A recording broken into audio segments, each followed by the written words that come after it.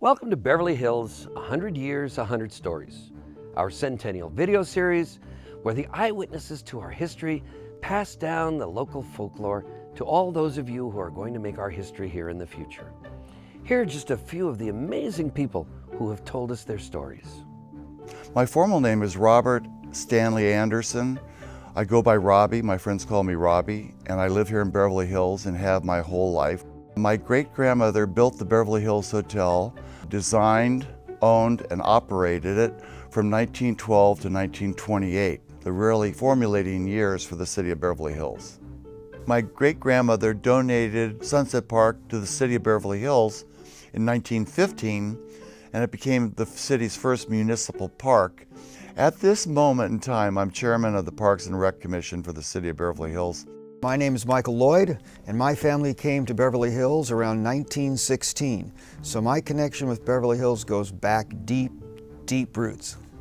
I'm proud to be here. My great-grandmother was from Missouri, strong woman, and she built, from what I understand, one of the first houses, if not the first house on Crescent Drive. She and a carpenter just got together, and they're out there, hammering and doing all this. And it's that spirit, I think, that makes America great and has made our community strong, because there are a lot of people that go back quite a ways here, I think. And that underlying feel about Beverly Hills isn't about necessarily the glamour and all of that. It's just the feeling of that original village or that small town that I think permeates the society and makes you feel good. My name is Dr. Willie Brien, and the connection is I was born and raised in the city of Beverly Hills. Lived here pretty much my whole life, other than a few years for school and when I first got married. And it's the connection is a long-time family history here. My dad and grandmother lived here for many, many years. And I grew up at Roxbury Park, playing a lot at Roxbury Park. But the other parks, the Lily Pond. When I was a child, my father used to take me there on the weekends to fish. There were fish in the Lily Pond. Now, I learned later on that you needed to put bait on a hook. I had a bamboo stick and string with no hook or bait, so I never caught anything, but it was a highlight to look forward to. When I started high school, I was 14 years old. There were still people riding down Sunset Boulevard on their horses, and that's why they called the Hitching Post Theater the Hitching Post, because they would actually hitch their horses up there. It was just a very quiet little town. Rodeo Drive was where our cleaners was and where our market was, Mayfair Riding Shop. It was just a very sweet community. I started Beverlye High and just loved it. The rolling green of the grass in front was so beautiful.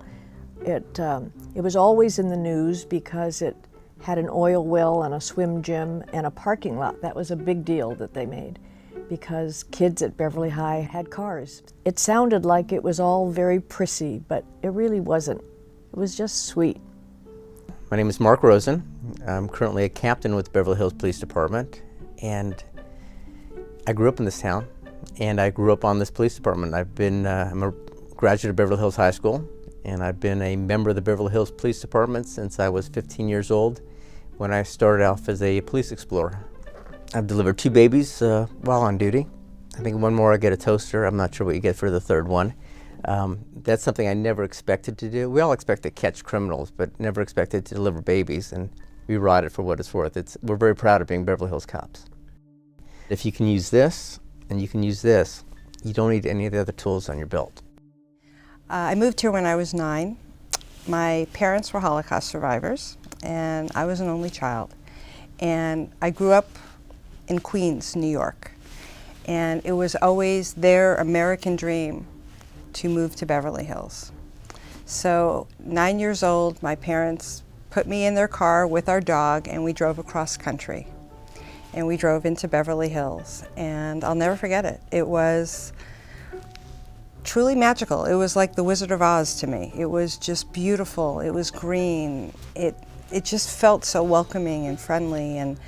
And I remember looking at my parents' face, and I remember looking in their eyes, and there was happiness, and you could tell felt like they have arrived. That everything that they had gone through that they finally felt like they were home, and it made me feel like I was home. So as a little kid, I just felt like I was wide-eyed, you know, bright-eyed and bushy-tailed, but I also felt like I was the luckiest little girl in the world. I really did. My name is Stephen Fenton, and I was born and raised here in Beverly Hills. My father and my mother have both been very active in the community throughout my life. My father has served in office on the Board of Education as board president, vice president, as the city treasurer of Beverly Hills, city council member, vice mayor of Beverly Hills, and mayor of Beverly Hills. And my mother has served on various commissions and has been an active leader for 4 years on the PTA and the Beverly Hills Education Foundation, as well as the Maple Center.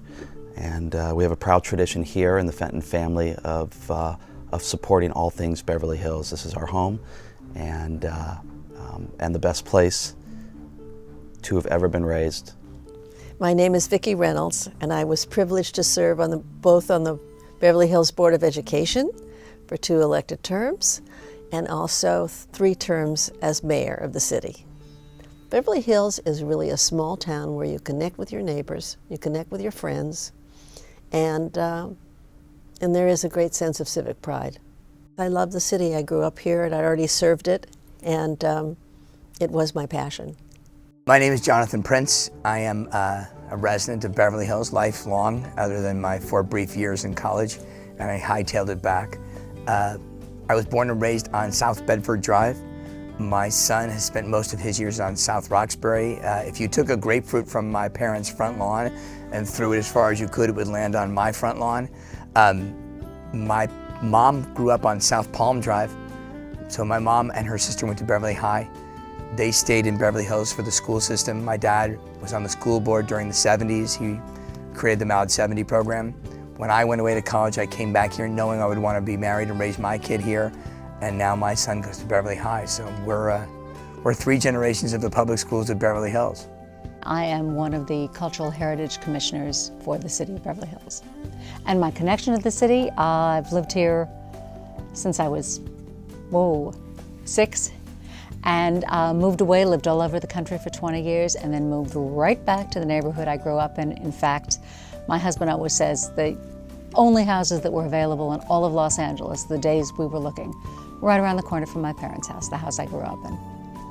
One of the most amazing things for me was that my daughter was a commencement speaker when she graduated Beverly High.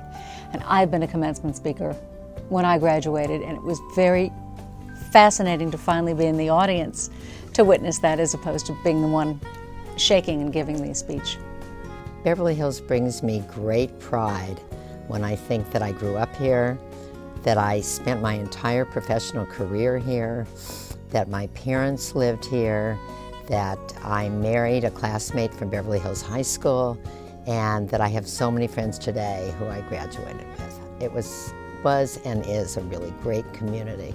I loved Beverly Vista School. From the moment that I entered it at six years old, I was hooked on Beverly Vista. After graduating from UCLA and receiving a teaching credential, my first job was at Beverly Vista School. It was a wonderful experience. I taught for many years. I left Beverly Vista to have my own family, and then I returned 3 children later. I went on to become a district administrator, but always had a very, very soft spot in my heart for Beverly Vista. My name's Jason Newman. I'm now the athletic director and dean of students after having taught here for 37 years. We moved here in 7th grade, and I haven't moved out. My name is Gloria Boraz, and I've been living in Beverly Hills for 50 years. I taught school here I just got an award of 40 years dedicated service to Beverly Hills Unified School District. My daughters had an education, and I said, why don't you just go and become a teacher? So they all did that, and they just all got jobs, you know, in Beverly Hills, and they've been at it a long time, and they're really excellent. It's a small town because I see people, Mrs. Boraz, don't you remember me? They were my 2nd grade class, and they're wheeling their babies down. To me, it's one of the best places. It's a privilege to live in Beverly Hills. My family built maybe the 5th or 6th house in Truesdale. So I remember driving up a dirt road to get to past empty split level houses. And I felt oftentimes that I lived in a urban, rural environment growing up. I was hired to produce a television show called The Class of Beverly Hills. And that made a lot of sense to me because I've often felt that the Beverly Hills that we grew up in the 60s and 70s and beyond was very class-driven, broken up by the railroad tracks that ran through Little Santa Monica. So your social fortunes were often determined by whether you lived north of the tracks or south of the tracks. Because here was a family from the Midwest moving to Beverly Hills, and I figured where they would live would be one of those really nice houses around Roxbury Park. I get a call one day from Mr. Spelling. You're not going to believe this. They want to call the show 90210. Now, zip codes were not so entrenched, so it took me a moment to even remember what 90210 was, but I panicked and I went, no, Aaron, it's not 90210, it's 90212. It's got to be south of Wilshire. That's where the Walshes are moving. My name is Phil Savenick, and my connection to Beverly Hills is my mom married a wonderful man named Ben Norton who moved us here when I was about 4. I really did this project to honor my parents who served this city. My dad is a mayor, my mom is a planning commissioner, but also every other citizen who give their time and they give their expertise to make this city a great place. I felt they should be honored. All too often, we live in a disposable society where things that transpired even a few years ago are torn down, replaced, forgotten. And my feeling was that for our Centennial, there were things that should never be forgotten. That our cultural heritage is more than just bricks and cement and the buildings that are here, but it's the people and it's the stories. And as a kid, I always remember hearing these amazing stories from these great people about these legendary events. I decided if I didn't pass those stories down to the next generation, no one would ever know what a really magical place this was. My association with Beverly Hills goes way back, and it was at Horace Mann Grammar School that I first realized that I wanted to act. So as I worked my way through Beverly High, I pursued that dream. It's been a couple of years, but I'm honored to return to celebrate the 100th anniversary of the city that I called home for so many years. As an alumna of Beverly Hills High School, I'm still filled with Norman spirit. I'd like to lead a round of the Beverly Hills fight song. Fight, fight, fight for Beverly High, win the victory. Come on and win the fight for orange and white. Best in the West, we know you'll all do your best. So on, fight to the end. For honor and glory we must win. So fight, fight, fight for Beverly High and victory.